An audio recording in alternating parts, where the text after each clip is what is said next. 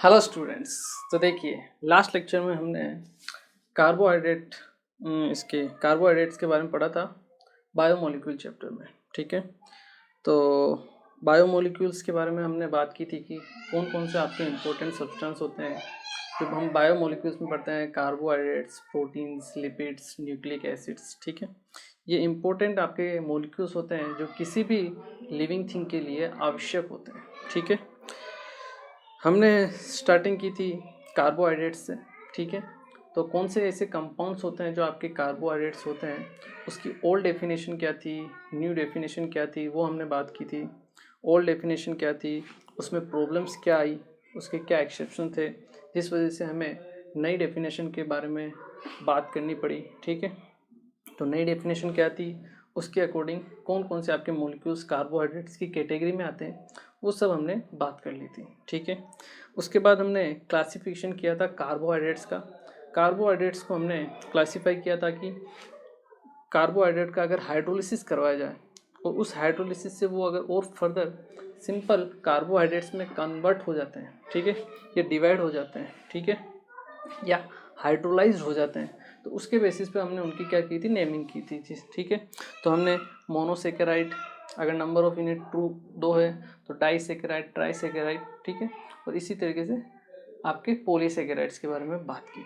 ठीक है, उसके बाद हमने मोनोसेकेराइड स्टार्ट किया और मोनोसेकेराइड में हमने बात की कि वो और सिंपलर फॉर्म में आपका डिवाइड नहीं हो सकती, हाइड्रोलाइज नहीं हो सकती है। ठीक है, तो उसका फर्दर हम क्लासिफिकेशन कर सकते हैं on the basis of functional group, aldose और कीटोस। ठीक है, एल्डिहाइड प्रेजेंट है तो उसे हम क्या बोलेंगे, एल्डोस, या आप नोमेनक्लेचर भी इसे बोल सकते हो, और कीटोन प्रेजेंट है तो कीटोस। ठीक है, इसके अलावा number of carbon atom present हो उसके बेसिस पर भी हम नाम देते हैं, जैसे 3 कार्बन है तो ट्राइओस, 4 कार्बन है तो टेट्रोस, 5 कार्बन है तो पेंटोस, और 6 है तो हेक्सोस। ठीक है, तो इस हिसाब से हम उसकी क्या कर सकते हैं, नेमिंग कर सकते हैं कार्बोहाइड्रेट्स की। क्लियर है। और लास्ट में हमने बात की थी डी एल कॉन्फ़िगरेशन के बारे में। ठीक है, कि कौन से कंपाउंड को हम डी बोलते हैं, कौन से कंपाउंड को हम एल बोलते हैं। ठीक है, चलिए, आई एम श्योर क्लियर हुआ होगा। नेक्स्ट हम बात करते हैं किसके बारे में, और आई एम श्योर आप लोगों ने प्रैक्टिस भी की होगी। ठीक है ना, थोड़ा सा ये चैप्टर जो है थोड़ा अजीब चैप्टर है, तो हो सकता है वीडियो की लेंथ थोड़ी सी कम रहेगी। ठीक है, क्योंकि उतनी ही लेंथ मुझे रखनी है जितना मैं आपको पढ़ा सकूं या आप उसको समझ सको। ठीक है, ज़्यादा लेंथी हो जाएगी तो फिर आपको लेक्चर क्या लगेगा, बोरिंग लगेगा। ठीक है, तो जितना पढ़ाएं बस उतना पढ़ लो आप। ठीक है, तो आपके लिए बहुत बेनिफिट मिलेगा इसको आपको। आगे हम स्टार्ट करते हैं, कुछ और रिलेशनशिप भी होते हैं उसके बारे में हम बात करते हैं, दैट इज डाइस्टीरियोमर्स। डाइस्टीरियोमर्स, तो डाइस्टीरियोमर्स कौन से कंपाउंड होते हैं या किसको बोला जाता है, किन मॉलिक्यूल के बीच में क्या रिलेशन होता है, ये हम ऑलरेडी कहाँ पढ़ चुके हैं, आइसोमेरिज्म चैप्टर में। ठीक है, तो आई होप आप लोगों को थोड़ा बहुत क्लियर होगा। एक बार हम फिर से स्टार्ट करते हैं कार्बोहाइड्रेट्स चैप्टर के मॉलिक्यूल्स के लिए।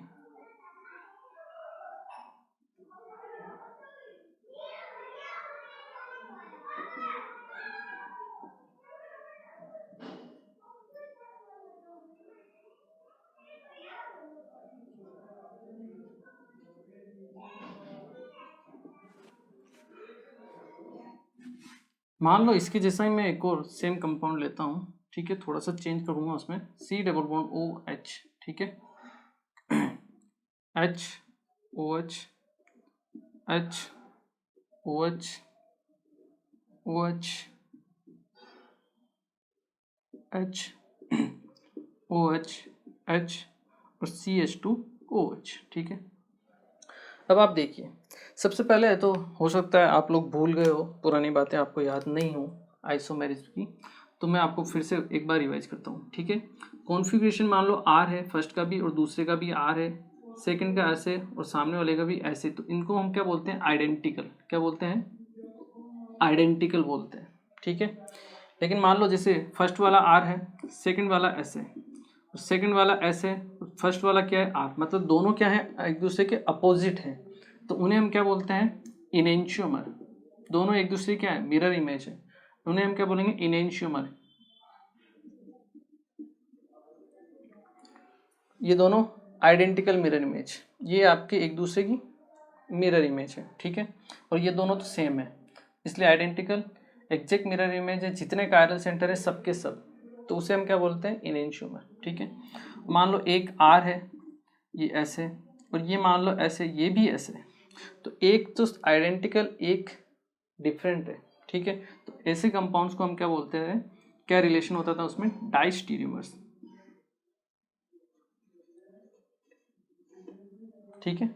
ये चीज़ है सेम इसी तरीके से यहाँ अगर आप देखोगे तो OH OH OH OH H H, यहाँ पे एक कायरल सेंटर में क्या है, डिफरेंस है, ये वाला और ये आपका ये वाला, बाकी जितने भी कायरल सेंटर है तीन, वो क्या है आपके, सेम है, ठीक है। तो जब एक सेम हो और बाकी डिफरेंट हो, मतलब एक ही क्या है आपका, डिफरेंट है, इनमें आपस में ये मान लो A है और ये आपका क्या है, B है, तो इनमें जो आपस में रिलेशन होगा, ये रिलेशन क्या कहलाएगा, डाइस्टीरियोमर्स का। पहली बात क्लियर। दूसरी बात, अगर केवल और केवल एक ही कायरल सेंटर क्या है आपका, डिफरेंट है, कितना, एक ही chiral centre out of multiple जितने भी हैं उसमें से अगर एक कायरल सेंटर आपका डिफरेंट है, तो उसके लिए एक स्पेशल नाम दिया गया है, उन्हें हम बोलते हैं एपीमर्स। क्या बोलते हैं, एपीमर्स, ठीक है। तो डाइस्टीरियोमर्स तो हैं, मान लो यहाँ पे एक से ज़्यादा होते हैं तो वो किस कैटेगरी में आ जाते हैं, डाइस्टीरियोमर्स की कैटेगरी में, ठीक है। बट एक अगर है, कितना, एक से ज़्यादा है तो नहीं, केवल और केवल ओनली वन कायरल सेंटर क्या होना चाहिए, डिफरेंट होना चाहिए, तब जो रिश्ता होता है, रिलेशनशिप, उसे हम क्या बोलते हैं, एपीमर्स। तो ये एक दूसरे के क्या है, एपीमर्स है। डाइस्टीरियोमर्स भी हैं, डाइस्टीरियोमर्स को हमने फर्दर डिवाइड कर दिया या क्लासीफाई कर दिया, किसमें, एपीमर्स में। क्लियर है।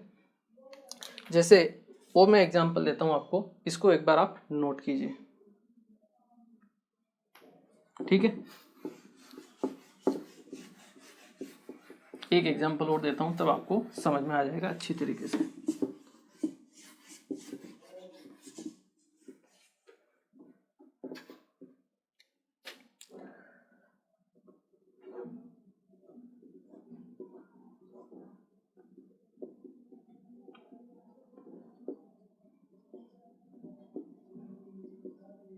मान लो ये आपको एक मॉलिक्यूल दिया हुआ है, ठीक है,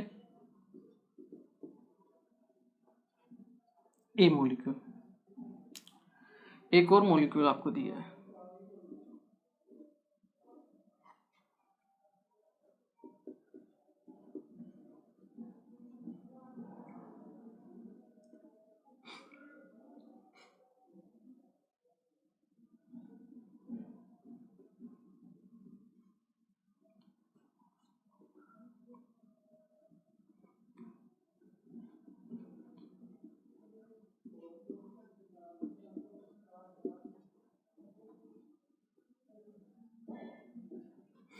देखिए ये मॉलिक्यूल आपको दिया है बी, ठीक है।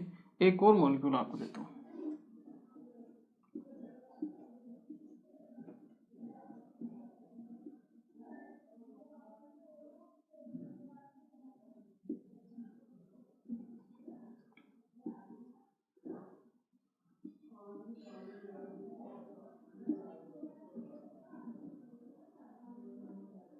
ये है आपके पास सी, ये ए, ये इसको बी करना है ना, ए बी और सी। अब मान लो आपको रिलेशनशिप बताना है, ठीक है। फर्स्ट ए और बी, उनमें आपस में क्या रिलेशन हुआ, तो देखिए OH OH एक कायरल सेंटर सेम, यहाँ देखिए OH मतलब ये एक आपका क्या है, डिफरेंट है, ये कायरल सेंटर क्या है आपका, डिफरेंट है, पहली बात, ठीक है। सेकंड अगर हम देखें, थर्ड H, यहाँ पे OH है, H है, मतलब ये भी क्या है आपका, डिफरेंट है, मतलब दो कायरल सेंटर हैं जो क्या हैं आपके, डिफरेंट है। क्लियर है। H ये आपके सेम है, तो A और B में जो रिलेशन होगा उसे हम क्या बोलेंगे, डाइस्टीरियोमर्स।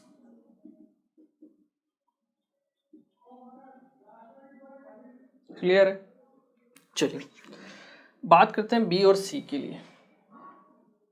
OH ये डिफरेंट है, यहाँ H है ये डिफरेंट है, OH ये डिफरेंट है, ये सेम हो गया। तो तीन तो डिफरेंट है, एक सेम है, तो भी रिलेशनशिप क्या होगा इनमें, डाइस्टीरियोमर्स ही होगा। ठीक है, क्या होगा रिलेशनशिप, डाइस्टीरियोमर्स, बी और सी में डाइस्टीरियोमर्स। ठीक है, क्योंकि सब अपोजिट हो जाते हैं तो क्या हो जाता है, इनेंशियोमर। अब लेकिन H और H ये सेम हो गया ना, इसलिए इनेंशियोमर नहीं, क्या है, डाइस्टीरियोमर्स।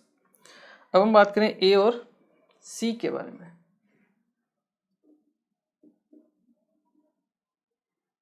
ए बी हो गया, बी सी हो गया, ए और सी के बारे में देखिए।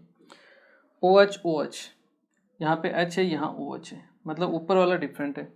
फिर H और H, फिर H और H ये सेम है, मतलब नीचे ये जो तीन है ये आपके सेम है, केवल और केवल OH और ये वाला H, मतलब ये फर्स्ट वाला क्या है आपका, डिफरेंट है।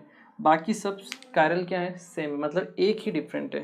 तो इनमें जो रिलेशन होगा, ये डाइस्टीरियोमर्स तो है, डाइस्टीरियोमर्स ही है, लेकिन डाइस्टीरियोमर्स में किस कैटेगरी में आते हैं, इन्हें हम बोलते हैं आपका एपीमर्स। क्या बोलते हैं, epimers.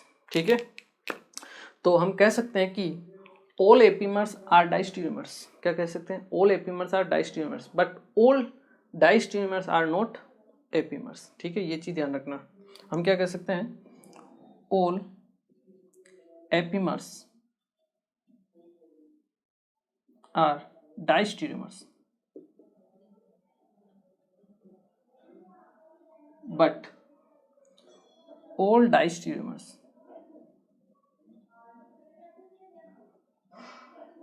are not epimers। Clear है, आई एम श्योर क्लियर होगा। चलिए एक बार आप इसे नोट कीजिए। चलिए, तो आई होप ये आपको क्लियर हुआ होगा कि डाइस्टीरियोमर्स क्या होते हैं। ठीक है, इसको चाहिए तो आपको मैं लिखवा भी देता हूँ, ठीक है ना, ये आई एम श्योर आप लोगों ने लिख लिया होगा, इसको मैं लिखवा भी देता हूँ आपको, नहीं तो आप भूल जाओगे फिर से।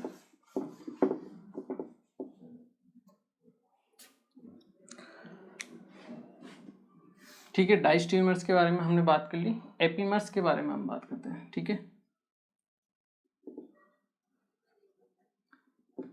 Epimers are those diastereomers in which only one carbon atom or one chiral atom is different and rest all chiral atom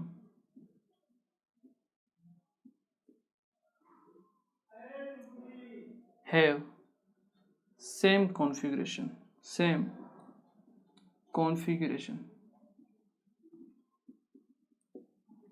ठीक है, epimers are those diastereomers in which only one chiral atom, यहाँ आप और लिख लीजिए, one chiral atom have different configuration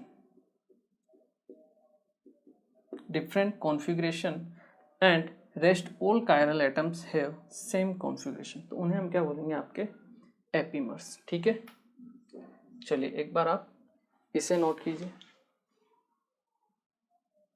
चलिए next हम बात करते हैं एनोमर्स के बारे में।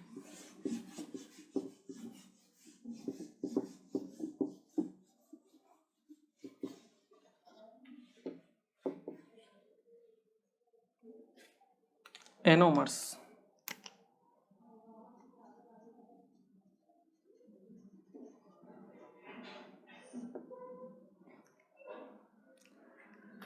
एनोमर्स क्या होते हैं उसके बारे में बात करते हैं। ठीक है, देखिए एनोमर्स होते हैं आपके साइक्लिक्स, जो एपीमर्स होते हैं उनको ही बोला जाता है क्या, एनोमर्स। जैसे दो मॉलिक्यूल आपके सामने दिए मैंने, एक तो ये मॉलिक्यूल है साइक्लिक फॉर्म में, ठीक है, OH H OH H OH H CH2OH OH यहाँ आएगा OH, मान लो ये आपका H, ठीक है। एक ये मॉलिक्यूल आपको दिया हुआ है, ठीक है। सेम टू सेम ऐसा ही एक और मॉलिक्यूल मैं आपको देता हूँ,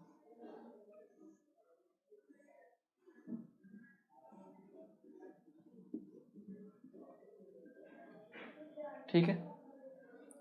CH2OH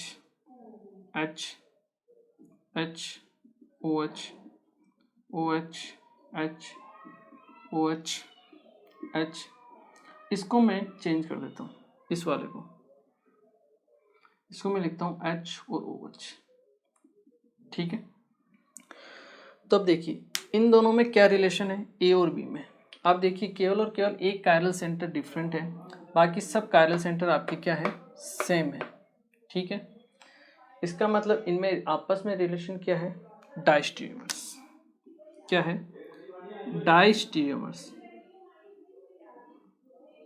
क्लियर है पहली बात। दूसरी बात, एपीमर्स भी हैं ये, लेकिन ये एपीमर्स हैं किस फॉर्म में है, साइक्लिक फॉर्म में है, ठीक है। पहले जो हमने पढ़े थे वो फिशर फॉर्म में, ठीक है, लीनियर थे वो। ये क्या है आपके साइक्लिक फॉर्म में, तो इनको अलग से नाम दिया गया और इन्हें हम बोलते हैं आपका क्या बोलते हैं, एपीमर्स हैं।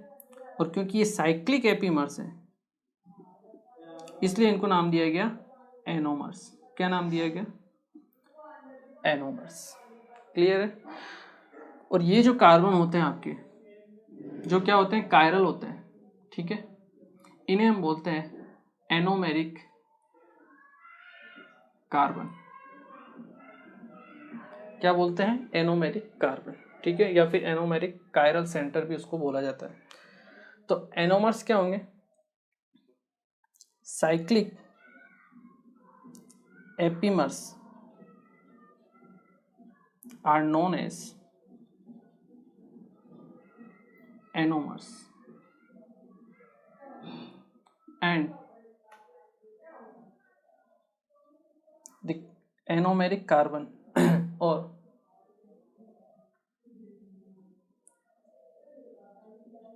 and the chiral atom is known as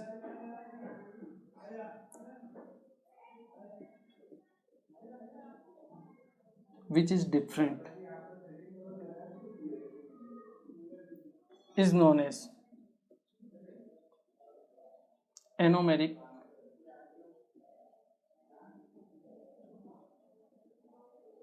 carbon, ठीक है। एनोमेरिक कायरल और वो जो कार्बन है उसे हम क्या बोलते हैं, एनोमेरिक कार्बन, ठीक है।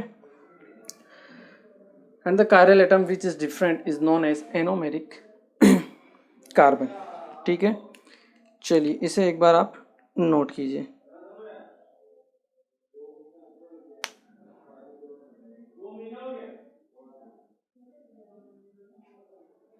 इसमें एक और चीज है जो हम आगे बात करते हैं, that is anomeric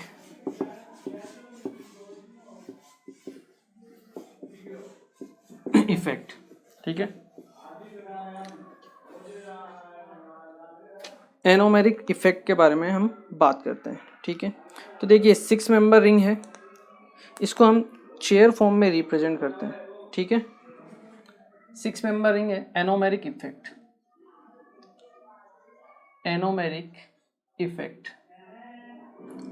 anomeric effect क्या है, मान लो इसको अगर हम रिप्रेजेंट करें किस फॉर्म में, आपके चेयर फॉर्म में, ठीक है। चेयर फॉर्म में हम कैसे रिप्रेजेंट कर सकते हैं, left long right short, right short,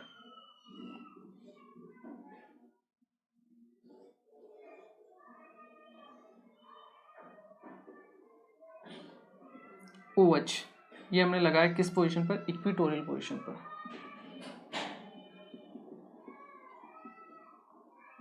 ठीक है। ऐसा ही सेम मॉलिक्यूल में एक और लेता हूं, लेफ्ट लॉन्ग राइट शॉर्ट, यहां OH में लेता हूं आपके एक्सियल पोजीशन पर। और बात करते हैं स्टेबिलिटी की। तो अगर हम बात करें स्टेबिलिटी की तो देखिए इक्विटोरियल पोजीशन पर OH है, OH और ऑक्सीजन के पास क्या प्रेजेंट है आपका, 2 लोन पेयर। तो लोन पेयर और हाइड्रोजन के बीच में यहाँ पे क्या हो जाता है, अट्रैक्शन फोर्स होता है, या हम कह सकते हैं हाइड्रोजन बॉन्डिंग होती है। इस वजह से इक्वेटोरियल की जो स्टेबिलिटी होती है वो क्या होती है, ज़्यादा होती है। किससे, एक्सियल से, क्योंकि एक्सियल पे क्या है आपका ओ एच, यहाँ पे कोई आपका अट्रैक्शन फोर्स काम नहीं कर रहा है लोन पेयर और हाइड्रोजन के बीच में। इस वजह से वहाँ पे कोई बॉन्डिंग नहीं हो पाती, यहाँ पे आपके बॉन्डिंग हो पाती है। इसीलिए क्या होता है, आपकी स्टेबिलिटी ज़्यादा होती है। ठीक है, किसमें, इक्वेटोरियल में। यहाँ पे क्या होता है, हाइड्रोजन बॉन्डिंग हो जाती है, एच बॉन्डिंग आप इसे बोल सकते हो। ऐसे ही मान लो आपको दे दिया जाए कंपाउंड दूसरा, लेफ्ट लॉन्ग राइट शॉर्ट, और इस तरह से आपको कंपाउंड दे दिया जाए और यहाँ लगा दिया जाए आपके पास इक्वेटोरियल पर OCH3। क्लियर है। एक और मॉलिक्यूल दिया लेफ्ट लॉन्ग राइट शॉर्ट,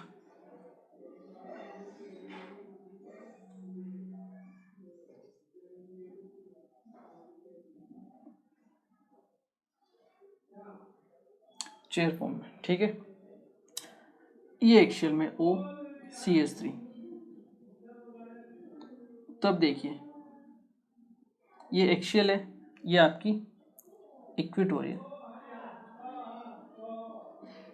ये लोन पेयर, ये लोन पेयर। ठीक है, यहाँ पर भी आपके 2 लोन पेयर है ऑक्सीजन के पास, यहाँ पर भी ऑक्सीजन के पास 2 लोन पेयर।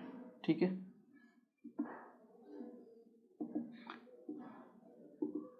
तो अब देखिए यहाँ पर कोई हाइड्रोजन प्रेजेंट नहीं है। हाइड्रोजन होता तो हाइड्रोजन बॉन्डिंग हो जाती है, एच बॉन्डिंग, लेकिन यहाँ पे क्या प्रेजेंट है, मिथाइल ग्रुप प्रेजेंट है, तो हाइड्रोजन बॉन्डिंग नहीं होगी। और नहीं होगी तो होगा क्या, ऑक्सीजन के लोन पेयर और इस ऑक्सीजन के लोन पेयर में क्या होगा, आपस में रिपल्शन होगा। अट्रैक्शन की जगह क्या वर्क करेगा यहाँ पे, फोर्स ऑफ रिपल्शन। जबकि यहाँ पे क्या डिस्टेंस ज़्यादा है, उतना रिपल्शन नहीं हो पाएगा। इस वजह से अगर हम स्टेबिलिटी का ऑर्डर देखें तो इक्वेटोरियल की कम हो जाएगी, या हम कहें एक्सियल की ज़्यादा हो जाएगी। किससे, इक्वेटोरियल से। ऑर्डर चेंज हो जाएगा, इसे हम बोलते हैं आपका एनोमेरिक इफेक्ट। क्लियर है, ये क्या है आपका एनोमेरिक कार्बन। ठीक है, एक OH इक्वेटोरियल पोजीशन पर है, चेयर फॉर्म में रहता है, 2 फॉर्म होती है, या तो एक्सियल या फिर इक्वेटोरियल। इक्वेटोरियल पे OH है या फिर एक्सियल पे OH है, तो कौन सा ज़्यादा स्टेबल फॉर्म होगा, तो इस बेसिस पे आपको वर्क करना है। क्लियर है, चलिए इसे नोट कीजिए। ओके, नेक्स्ट हम बात करते हैं आपके किसके बारे में, हेमी एसिटल्स के बारे में। हेमी एसिटल्स के बारे में हमने carbonyl compound aldehyde ketone chapter में भी पढ़ा था। ठीक है, एक बार फिर देखते हैं हेमी एसिटल्स।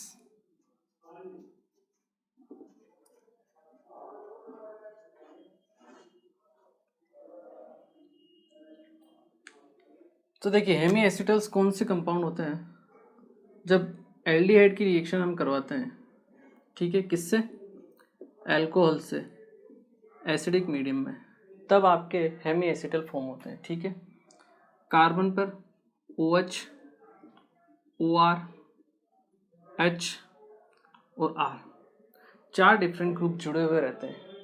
कार्बन के ऊपर R, C, H, OH और आपका OR। तो ये जो कंपाउंड होता है इसको हम क्या बोलते हैं, हेमी एसिटल, हेमी एसिटल। ठीक है, तो इम्पोर्टेंट चीज़ है कि यहाँ पर आपके हेमी एसिटल फॉर्म होते हैं, इसलिए हम इसके बारे में बात कर रहे हैं।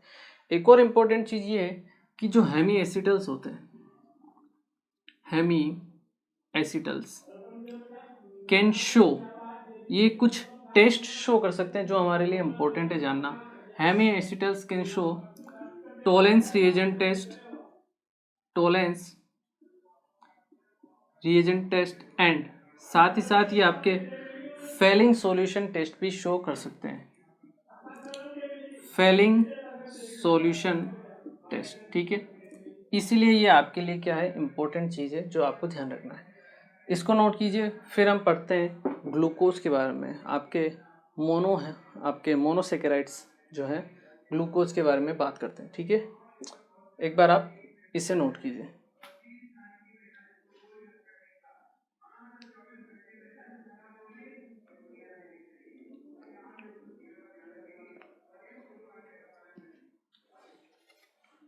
चलिए,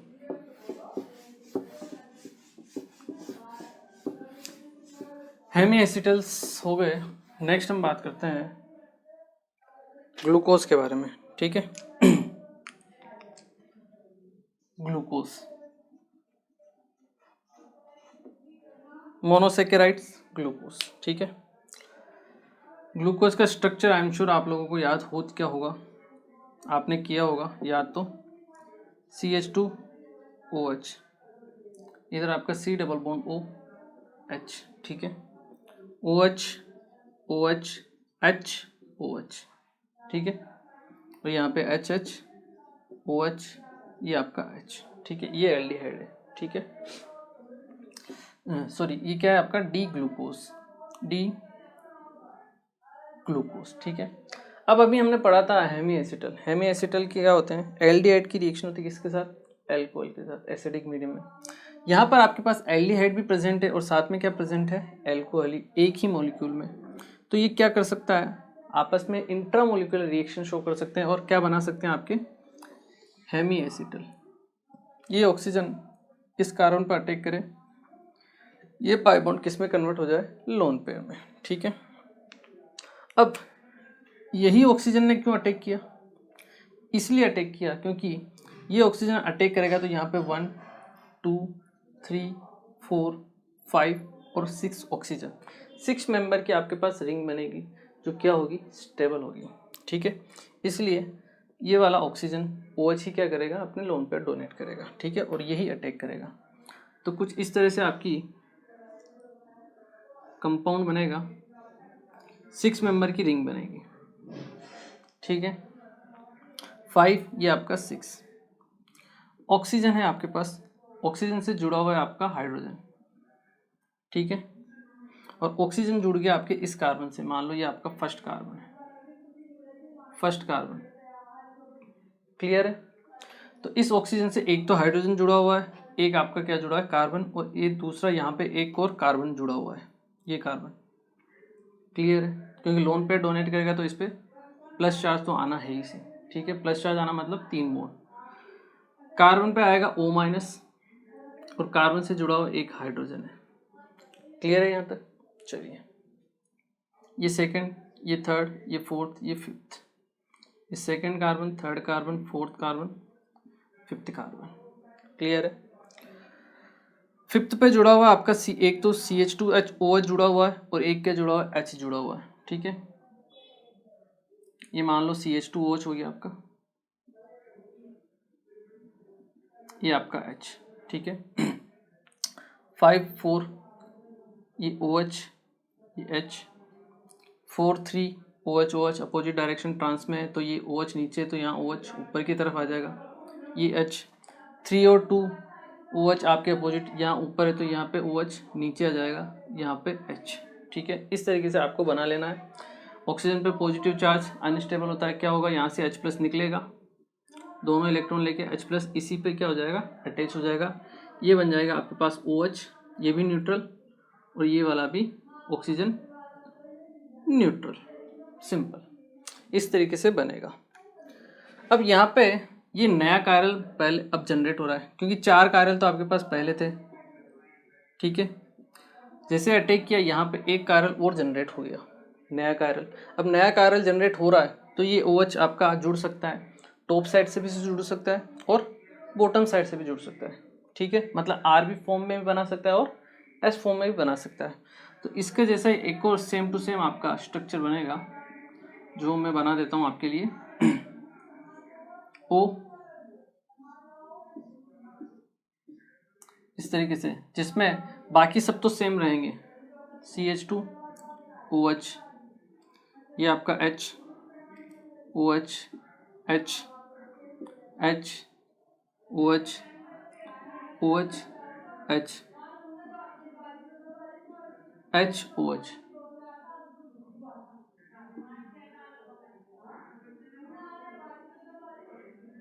दो लोन पे, ठीक है, इस तरीके से। तो और ये क्या है आपका कायरल सेंटर है, और इसे हम बोलते हैं आपका एनोमेरिक कार्बन। फर्स्ट वाला जो कार्बन रहेगा उसे हम क्या बोलेंगे, आपका एनोमेरिक कार्बन। दोनों क्या है आपके एनोमर्स हैं। इन दोनों में आपस में क्या रिलेशन है, दीज आर एनोमर्स। साइक्लिक क्या है, ये साइक्लिक कंपाउंड, ठीक है। कार्बन पे एक OH जुड़ा हुआ है, एक H जुड़ा हुआ है, एक OR जुड़ा हुआ है और एक R ग्रुप जुड़ा हुआ है। इसका मतलब ये क्या है, आपके हेमी एसिटल है। क्या है, हेमी एसिटल है। सेम इसी तरह से कार्बन पे एक H, एक OH, एक OR ग्रुप और एक आपका R ग्रुप जुड़ा हुआ है। तो दोनों क्या है, आपके हेमी एसिटल है, ठीक है। और hemiacetal Tollens reagent test और फेलिंग सॉल्यूशन टेस्ट दोनों शो करते हैं, ठीक है। ये चीज़ें तो ये आपस में रिलेशन हुआ, साइक्लिक है ये, और केवल एक कायरल सेंटर क्या है आपका डिफरेंट है, बाकी सब सेम है। तो डाइस्टीरियोमर्स है, एपीमर्स है और साइक्लिक एपीमर्स है, इसलिए हम इसे क्या बोलेंगे, आपका एनोमर्स। क्लियर है। चलिए इसी को मैं एक और तरीके से आपको दिखाता हूँ।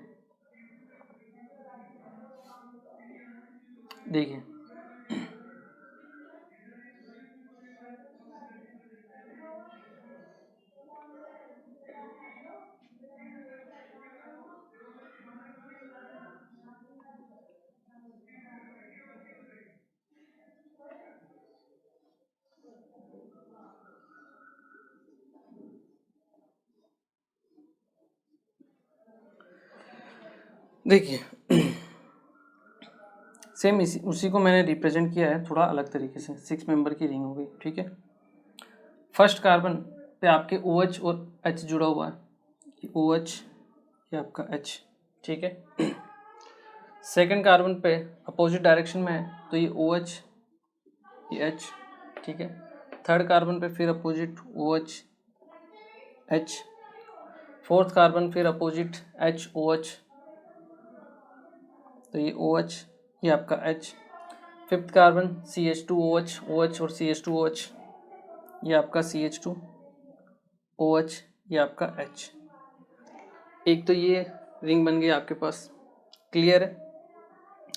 सेम इसी तरीके से दूसरा रिंग ये भी फॉर्म हो सकता है, यहाँ पे भी नंबरिंग करते हैं हम 1 2 3 4 5, ये आपका 6, ठीक है। फर्स्ट ये H, ये आपका OH। Second first second OH OH आपके सेम साइड में, ये H OH और H। थर्ड अपोजिट डायरेक्शन में, तो OH H। फोर्थ फिर से अपोजिट में है, OH और OH, मतलब ट्रांस पोजीशन पर है, तो ये ट्रांस पोजीशन पर आ गए।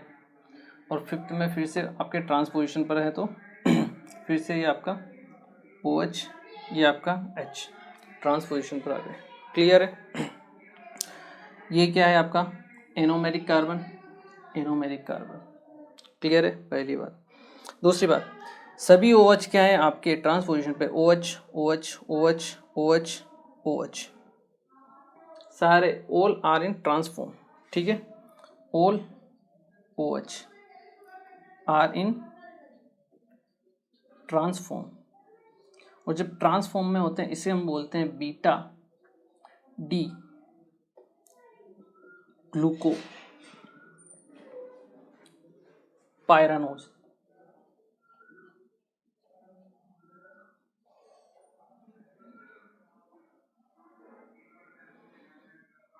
बीटा डी ग्लूको पायरानोज, ठीक है। और यहाँ पर जो OH आपके सेम साइड है इसे हम बोलते हैं आपका अल्फा डी ग्लूको पायरानोज। अभी पायरानोज वर्ड क्यों काम में आया, क्योंकि 6 मेंबर जो रिंग होती है, जिसमें ऑक्सीजन इंक्लूड होता है, इस टाइप की, उसे हम बोलते हैं पायरीन, पायरेन, ठीक है। और जो 5 मेंबर रिंग होती है उसे हम बोलते हैं फ्यूरेन। क्या बोलते हैं? फ्यूरेन, ठीक है। तो इसका जो स्ट्रक्चर है बीटा डी ग्लूकोज का, वो किससे रिजेंबल करता है? पायरेन से। 6 मेंबर रिंग जिसमें ऑक्सीजन क्या है? शामिल है। हेट्रोसाइक्लिक कंपाउंड है ये, ठीक है। तो पायरेन से रिजेंबल करने की वजह से इसका नाम क्या दिया गया? Beta D glucopyranose. और इसका नाम क्या दिया गया? Alpha D glucopyranose. बीटा किसके लिए तब है जब आपके सारे OH क्या हो? अपोजिट डायरेक्शन में, ट्रांसपोजिशन पे हो, उसे हम क्या बोलते हैं? आपका बीटा डी ग्लूकोपायरानोज। क्लियर है? इसका हम चेयर फॉर्म एक बार देख लेते हैं। एक बार आप क्या कीजिए, वीडियो को पॉज कीजिए और इसे नोट कीजिए।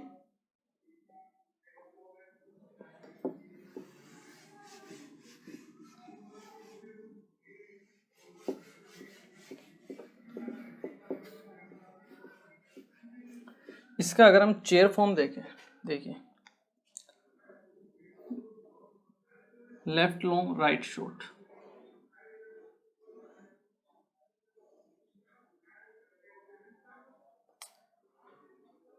तो ये हमेशा आपके किस में रहते हैं? इक्विलिब्रियम में रहते हैं। कहाँ रहते हैं? इक्विलिब्रियम में हमेशा, ठीक है। इसका अगर हम चेयर फॉर्म देखें तो कुछ इस तरीके से होगा।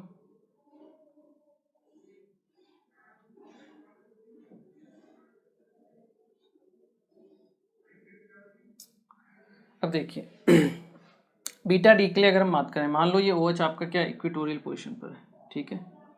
फर्स्ट सेकंड इसके ट्रांसपोजिशन पे होने के लिए जो दूसरा OH है उसे भी किस पोजीशन पे होना पड़ेगा? अगर ये इक्विटोरियल पे है तो इसको भी इक्विटोरियल पे होना पड़ेगा। थर्ड वाला फिर से ट्रांस पे है, वो भी इक्विटोरियल पोजीशन पे रहेगा। फोर्थ वाला भी इक्विटोरियल पे रहेगा और फिफ्थ वाला भी इक्विटोरियल पोजीशन पर रहेगा, ठीक है। फिफ्थ में आपका CH2OH। क्लियर? ठीक इसी तरीके से ये क्या है आपका? बीटा।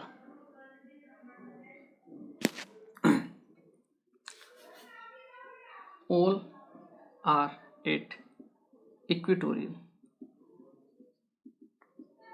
all OH किस पोजीशन पर है? इक्विटोरियल पर है। यहाँ अगर हम बात करें, यहाँ OH मान लो आपका एक्सियल पर है, ठीक है। तो ट्रांस होने के लिए पहला OH, ठीक है,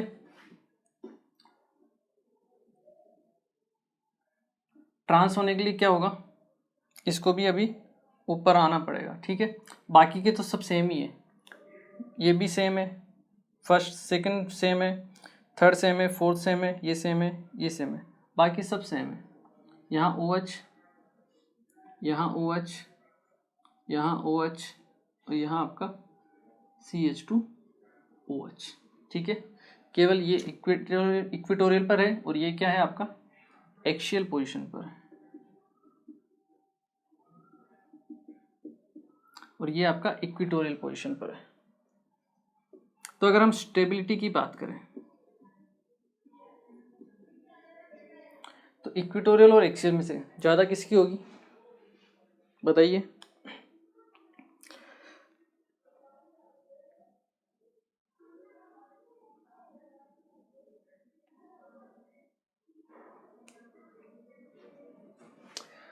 देखिए मैंने आपको पहले बताया था OH और O, ऑक्सीजन का लोन पेयर, यहाँ ऑक्सीजन और हाइड्रोजन क्या होता है? यहाँ पे इंट्रामोलिकुलर हाइड्रोजन बॉन्डिंग होती है, ठीक है। जबकि यहाँ पर ऐसा कुछ भी नहीं होता, इसलिए जो इक्विटोरियल है उसकी स्टेबिलिटी ज़्यादा होती है किससे? एक्सियल से। क्लियर है? ये चीज़ ध्यान रखना। ओके, चलिए इसके नीचे इसको नोट करना आप, ठीक है। चलिए इसे एक बार आप नोट कीजिए। चलिए तो देखिए आज के लेक्चर में हमने बात की अबाउट कुछ इंपॉर्टेंट टर्म्स के बारे में बात की। डायस्टीरियोमर्स क्या होते हैं, ठीक है, एपीमर्स क्या होते हैं, एनोमर्स क्या होते हैं, ठीक है। छोटी छोटी टर्म्स है जिनको आपको समझना क्या है, इम्पोर्टेंट है, ठीक है। इसके बाद हमने एपीमर्स हो गए, एनोमर्स हो गए। ग्लूकोज के बारे में बात की हमने, एनोमेरिक इफेक्ट के बारे में भी बात की, ठीक है। और एनोमेरिक इफेक्ट के अलावा हमने हेमी एसिटल उसके बारे में बात की, और बाद में हमने बात की ग्लूकोज के बारे में। ग्लूकोज का एक तो ओपन स्ट्रक्चर होता है, जो पहले हमने देखा था, वो जो ओपन स्ट्रक्चर है, और एक होता है आपका साइक्लिक स्ट्रक्चर इस टाइप का, ठीक है। और ये एक्वस मीडियम में हमेशा क्या मेंटेन करके रखते हैं, इक्विलिब्रियम मेंटेन करके रखते हैं। मतलब एक्वस मीडियम में अल्फ़ा और बीटा फॉर्म हमेशा क्या रहेंगे, इक्विलिब्रियम में रहेंगे। अल्फ़ा ओपन चेन में कन्वर्ट हो जाए और फिर किस में कन्वर्ट हो जाए, बीटा में, और बीटा किस में कन्वर्ट हो जाए, आपके अल्फ़ा में। मतलब कुल मिला के ये इक्विलिब्रियम मेंटेन करके रहती है, ठीक है। और स्टेबिलिटी की बात की जाए तो स्टेबिलिटी किसकी ज़्यादा होती है, बीटा की ज़्यादा होती है। क्यों? क्योंकि जितने भी सब्स्टिट्यूएंट हैं OH, वो सब किस पोजीशन पर है, आपके इक्विटोरियल पोजीशन पर है, इसलिए आपका क्या है, वो ज़्यादा स्टेबल है, ठीक है। चलिए आज के लेक्चर को हम यहीं फिनिश करते हैं, और नेक्स्ट लेक्चर में इसी से रिलेटेड कुछ और चीज़ों के बारे में बात करेंगे, ठीक है। तो मिलते हैं फिर next lecture. Thank you very much.